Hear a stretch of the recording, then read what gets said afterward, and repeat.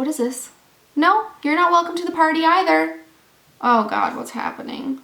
Hi guys, welcome back to my channel. Today, I have several things going on. First of all, I'm wearing a turtleneck. It's actually too hot for turtlenecks, but I'm pulling out all the stops. I'm also wearing a very bright lip.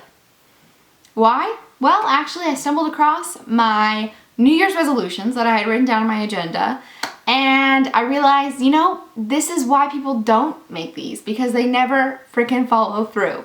I wasn't more adventurous with my makeup. I didn't do more or take more risks or put more effort into myself. So today is like my Emily, at least try. So that's what this is today.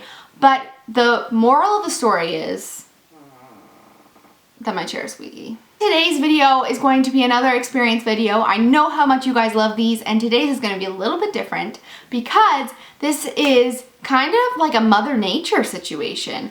This is one of the craziest things that's happened to me in my time on Earth, which hasn't been long, but it has been eventful. And this is one of those events where I was just like, is this actually happening to me?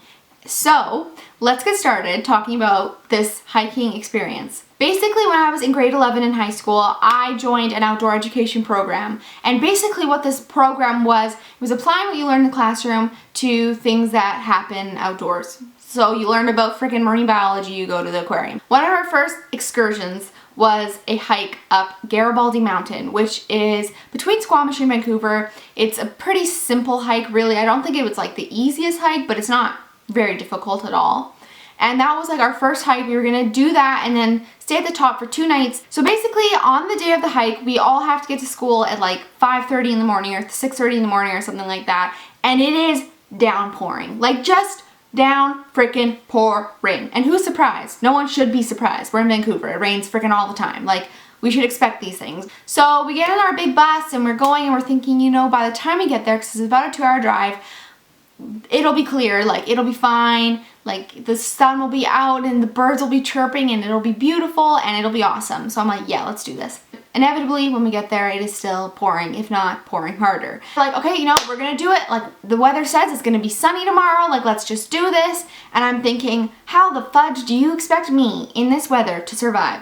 Before I get off the bus, one of the teachers says to me, you know, a really good way to, you know, be successful in weather like this is to actually not wear your rain gear. And I'm thinking, okay, I spent like $300 on this jacket, but you're telling me not to wear it when it's raining? I don't get it. Please explain yourself. I don't get it.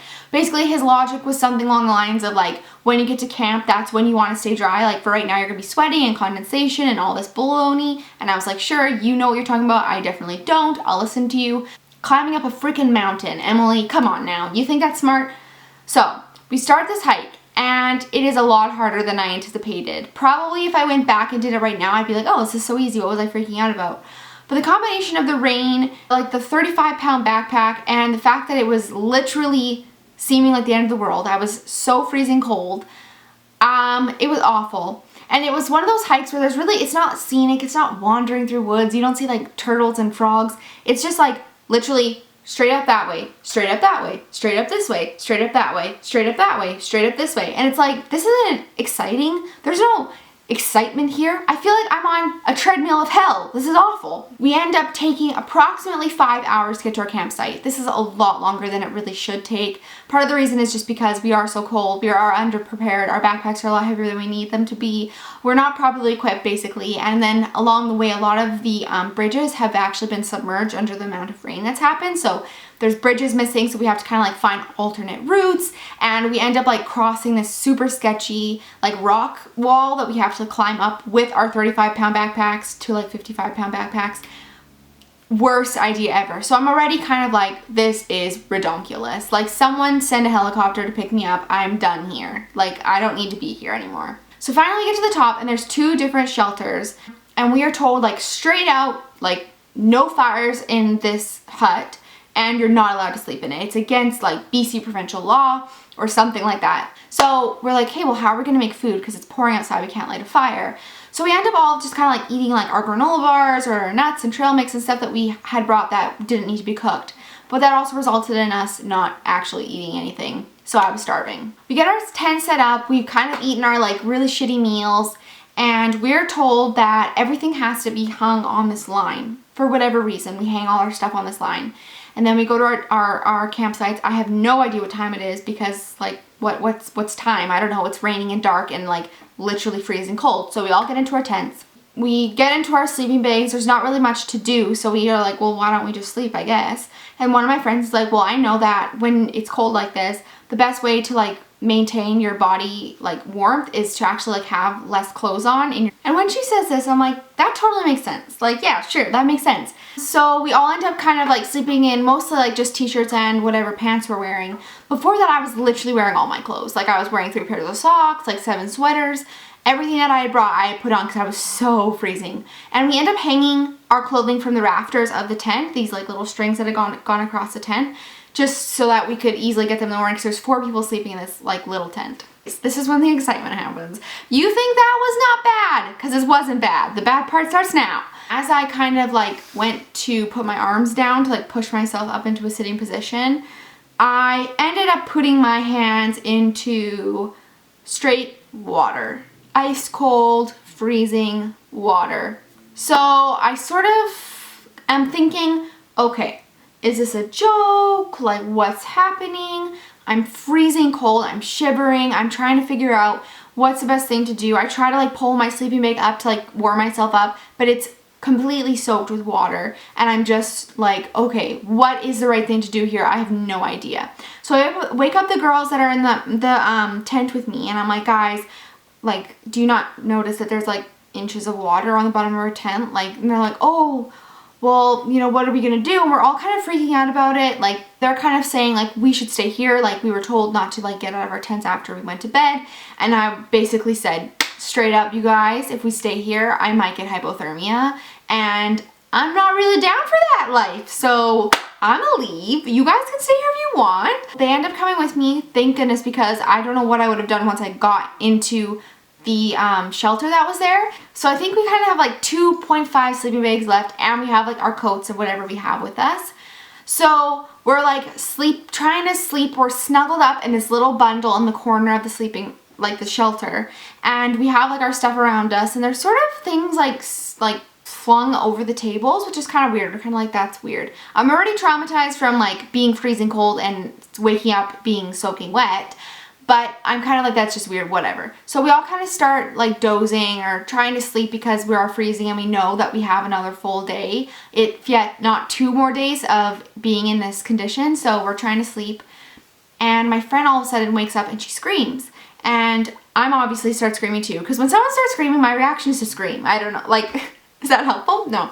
But she starts screaming, and I'm like, oh my god, like, what's wrong? What's happening? She's like, something just touched my head. Like, I'm like, you're imagining it, like, calm down, nothing was there, like, there's nobody else in here. Like, we have our headlights on. Like, there's no one else in there. It's just us. So anyways, I end up, like, kind of falling back asleep with my headlights still on. I forget to turn it off or whatever. And all of a sudden, we hear, like, paws, like, little, like, scratching nail sounds. And we're like, what the fudge is happening? And I look up at the line that we've all hung all our stuff across, and there are rats. We see them kind of running back and forth, and the things that were strewn on the tables and kind of thrown onto the tables were definitely done by the rats. The rats that were kind of like going through people's stuff, and they were actually looking for toilet paper specifically, which we'd all been told to bring because you're in the wild, you have to do business. Apparently, you know, toilet paper is kind of necessary. So that's literally the night. It consists of us all one at a time crying to ourselves because there's rats sleeping with us. Also, like, feeling like so freezing cold. I've never been colder in my life. It actually had ended up snowing, I believe, that night. And in the morning, we see the light of the sun coming up, and we're like, thank you, freaking whoever is up there. Thank you. The sun ends up coming out. It's a beautiful day. And my teachers kind of are having this big discussion about, you know, should we stay here again? Should we leave? And they end up deciding that we need to leave. So we end up coming home that day. And I remember getting home, and I was all happy and cheerful because I was like, yes, I'm going home. Thank you, Jesus.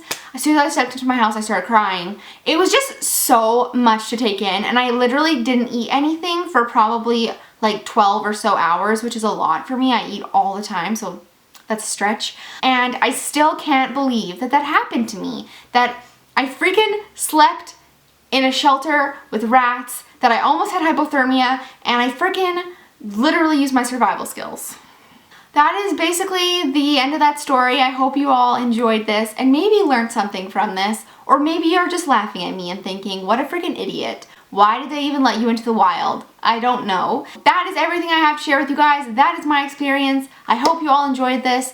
Peeing and pooing in the woods ain't so bad, guys. I'd rather do that than friggin' drown in my own tent. Thank you all so much for watching. I hope you all enjoyed this, and if you have any more experience videos that you would like to see from me, let me know down below, and I will see you all soon. Bye, guys!